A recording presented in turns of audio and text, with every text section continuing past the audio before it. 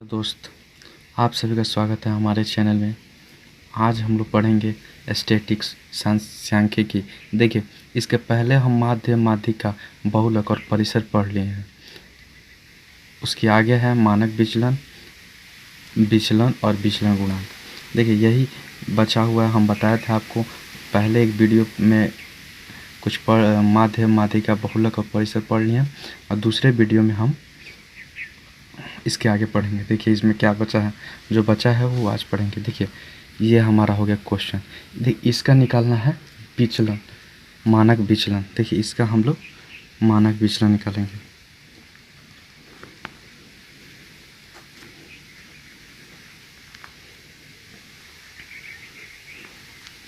मानक विचलन, देखिए मानक विचलन निकालने का फॉर्मूला होता है, देखिए इसका सूत्र होता है। ठीक, देखिए ये सवाल जो होता है, अब जो देखिए सवाल में तो माध्य, बहुलक ये सब कम पूछता है। ठीक, अगर आप लोग क्वेश्चन बैंक बना रहे होंगे या प्रीवियस सेट जब आप लोग लगा रहे होंगे, तब आपको पता चलेगा ये सवाल की वैल्यू क्या है। ये सब सवाल हमेशा एग्ज़ाम में पूछ लिए जाते हैं। चलिए बनाते हैं सवाल। देखिए, इसका सूत्र होता है रूट अंडर सिग्मा। सिग्मा को हम माध्य कहते हैं, माध्य से डोनेट करते हैं जो by N, sigma D X square by N. ठीक, यही सूत्र होता है हम लोग का पहला। देखिए, मानक विचलन जहाँ दिख गया, उसका हम लोग का पहला काम है उसको क्या करना, इसका माध्य निकालना। यानी माध्य निकालेंगे सबका, यानी सबको जोड़ लेंगे। यानी माध्य निकालने का हम पहले वीडियो में पढ़ चुके हैं। अब माध्य निकालने में आपको दिक्कत नहीं होनी चाहिए। ठीक, सबको जोड़ लेंगे, 10, 20, 30, 40, 50, 60, 70 और 20, 90। सबको एडिंग करने पे हम माध्य अगर निकालते हैं, माध्य निकालेंगे तो 90 आएगा। और संख्याएं कितनी है, 9 है। इसका जब हम भाग करेंगे तो 10 आ जाएगा। यानी हमारा माध्य कितना आ गया, 10 आ गया। अब इसके आगे थोड़ा सा देखेंगे। देखिए, अब हमारा निकल गया माध्य। अब इसका हम मानक विचलन निकालेंगे।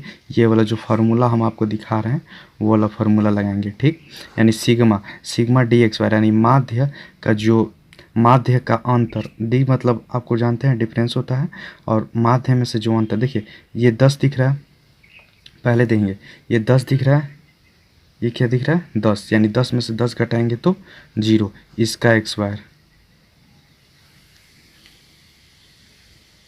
ठीक,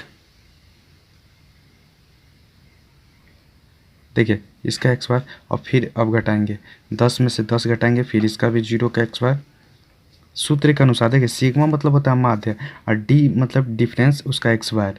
ठीक, और 9 आता है, यानी 10 में से 9 घटाएंगे तो 1 का एक्स वायर।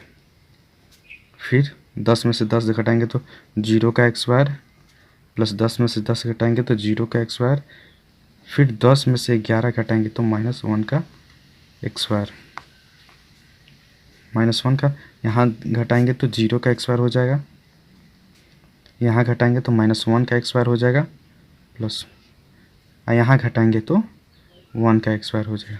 अब बटा जी कई को संख्या है, 1, 2, 3, 4, 5, 6, 7, 8, 9, यानी हम 9 से भाग दे देंगे। ठीक, इसको करने पे देखिए ये हमारा 0 हो गया, ये भी हमारा 0 हो गया, 1 आ गया। देखिए -1 का जब एक्सपायर करेंगे तो -1, देखिए -1 का जब एक्सपायर करते हैं तो क्या आता है, -1 गुणे -1, यानी हमारा आ जाता है 1। ठीक, देखिए ये भी 1 आ गया, ये भी 1 आ गया, ये भी 1 आ गया, यानी हमारा 4 ऊपर आ गया, और 9 इसका वर्गमूल निकालेंगे तो 2/3 हमारा आंसर होगा। यानी मानक विचलन हमारा क्या हुआ, 2/3। थोड़ा सा फिर से समझिएगा, इसको घर पे 2-4 बार रिपीट कीजिएगा तो आपको प्रैक्टिस कीजिएगा तो समझ में आएगा। ठीक, यहाँ पे देखिए क्या है, पहले आपका सूत्र है, सूत्र होता है sigma D X square by N. पहले हम अगर जैसे मानक विचलन दिख गया, मानक विचलन अगर निकालना है तो पहले हम क्या करेंगे, माध्य निकालेंगे। माध्य हम पहले वीडियो में पढ़ चुके हैं। ठीक, इसको सबको जोड़ के और जितना संख्याएं होती है उससे भाग दे दिया जाता है, या 10 आ गया। ठीक, अब देखिए सिग्मा मतलब होता है माध्य, और डी मतलब होता है डिफरेंस, उसका एक्स वायर दिया है तो डिफरेंस का एक्स वायर। एंड 10 में से 10 घटाएंगे तो 0, 10 में से 10 घटाएंगे तो 0। सब जो माध्य होता है उसमें से ये सारी संख्याएं एक एक बार करके घटाया जाता है और एडिंग किया जाता है। ठीक, ये कर दिए। यहाँ भी 10 में से 9 घटाए तो 1 आ गया, यहाँ भी 10 में से 10 घटाया 0 0, ऐसे करके सब आगे किया गया। ठीक, इसको करेंगे तो 0 की कोई वैल्यू नहीं होती, किसी संख्या में 0 जोड़ा जाएगा तो कोई अंतर नहीं आएगा, वही आ जाएगा। ठीक, संख्याएं आ जाएगी। यहाँ 1 आया, यहाँ 1, यहाँ 1, यहाँ 1, यानी 4 आ गया। यहाँ हमारा आ गया 2/3 आंसर। देखिए हम लोग मानक विचलन पढ़ लिए, अब पढ़ेंगे विचरण। देखिए विचरण, देखिए इसी का देखिए यही होता है, यही होता है आपका विचरण। विचरण भी इसे कहते हैं और प्रसरण भी कहते हैं। देखिए यहाँ पे लिखे हुए हैं, यहाँ पे इसके पहले आपको बताए थे यहाँ पे आपका प्रसरण, प्रसार और विचरण तीनों इसे कहा जाता है। ठीक, यानी एग्जाम में आपसे प्रसार पूछ लिया तो आपको ये नहीं कंफ्यूज होना है कि यह तो विचरण नहीं दिया है, प्रसार का कैसे आंसर होगा।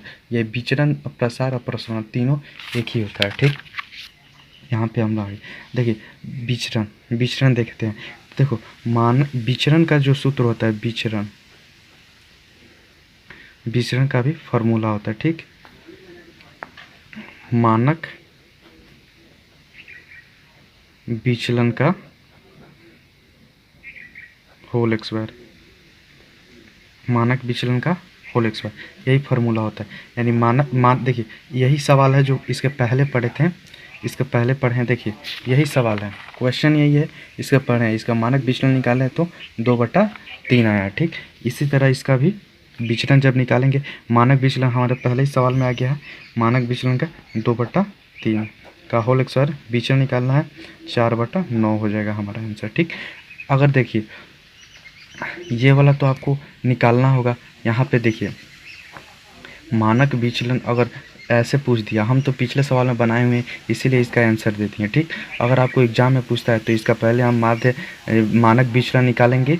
मानक विचलन निकालने के लिए पहले माध्य निकालते हैं, उसके बाद आपका फॉर्मूला लगाते हैं, उसके बाद आपका मानक विचलन निकलता है, उसके बाद यहाँ पे हम वैल्यू रखेंगे तब हमारा आएगा। ठीक, यानी हमको क्या करना होगा, मानक विचलन जो है, मानक विचलन पहले निकालना होगा। ठीक, हम डायरेक्ट यहाँ पे 2/3 कैसे रख दें, इसके पहले सवाल में निकाले हुए हैं। ठीक, वहाँ पे आप समझिएगा, वहाँ उसके बाद ये वाला वीडियो, ये वाला देखिएगा तो शायद समझ में आएगा। ठीक, देखिए विचरण हम लोग पढ़ लिए, विचरण का फॉर्मूला यही होता है। विचरण का फार्मूला पे आपको बहुत ज़्यादा ध्यान देना होगा। आपको फार्मूला जो है, इसका फार्मूला ही मेन है। अगर फार्मूला नहीं याद है तब तो बहुत ज़्यादा दिक्कत होगा आपको। ठीक, देखिए हम लोग विचरण में पढ़ लें। देखिए विचरण आपको अभी बताएं, विचरण निकालने के लिए मानक विचरण की हमको आवश्यकता होती है। ठीक, ये नहीं कन्फ्यूजन होना है कि डायरेक्ट 2/3 कैसे रखते हैं। ठीक, 2/3 हम पिछले सवाल में बनाए हुए, यही क्वेश्चन है, 2/3 उसका आंसर आया था, यानी मानक विचलन कितना आया था, 2/3, इसलिए हम इसका एक्सपायर कर लिए हैं। ठीक, यानी एक्सपायर है सूत्र में, इसलिए हम एक्सपायर कर लिए हैं, आंसर डाल दिए।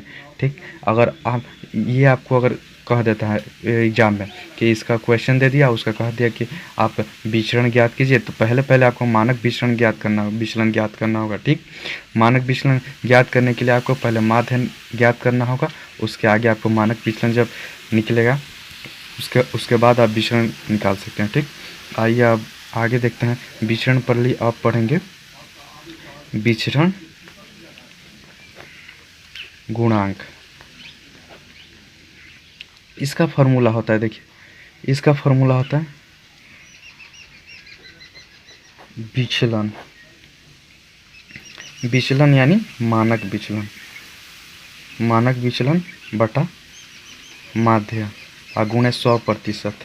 देखिए ये फार्मूला जो होता है बहुत ज़रूरी है, बहुत ज़रूरी है। हमेशा हमेशा एग्ज़ाम में ये सवाल पूछ देते हैं, रेलवे हो या एसएससी हो, बहुत अधिक सवाल पूछे जाते हैं इससे। ठीक, हर मतलब लगभग एग्ज़ाम में आप देखिएगा तो मतलब एक शिफ्ट में 3 गो एग्ज़ाम होता है, एक दिन में मतलब 3 गो शिफ्ट होता है। ठीक, 3 शिफ्ट में एक सवाल ये आता ही आता है। ठीक, आप जब प्रैक्टिस सेट लगाइएगा, प्रैक्टिस सेट नहीं प्रीवियस ईयर जब लगाइएगा तब आपको मालूम चलेगा इस क्वेश्चन की अहमियत क्या है। ठीक, देखिए विचलन गुणांक निकालना हो तो हमको मानक विचलन या बटा माध्य गुणे 100, इसका हमेशा आंसर जो आता है प्रतिशत में आता है। ठीक, इसका हमेशा आंसर प्रतिशत में आता है। देखिए हम वही सवाल बनाएंगे फिर।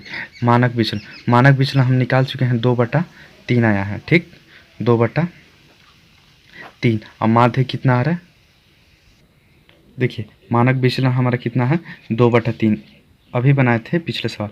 अब माध्य वही सवाल बना रहे हैं, क्वेश्चन वही है, ठीक। माध्य कितना आ गया है, माध्य हमारा आया था 10 गुणे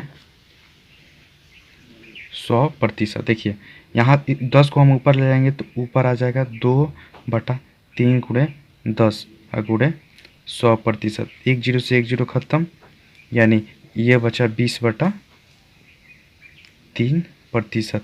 ये हमारा आंसर आ गया। 2/3 गुणे 10 और 0 से 0 कट गया और हमारा कितना आ गया, 20/3%। यही हमारा विचरण गुणांक हुआ। ठीक, हमको आशा है कि आपको समझ में आया होगा। मेरे वीडियो को सब्सक्राइब, लाइक, शेयर तथा कमेंट जरूर करें। धन्यवाद।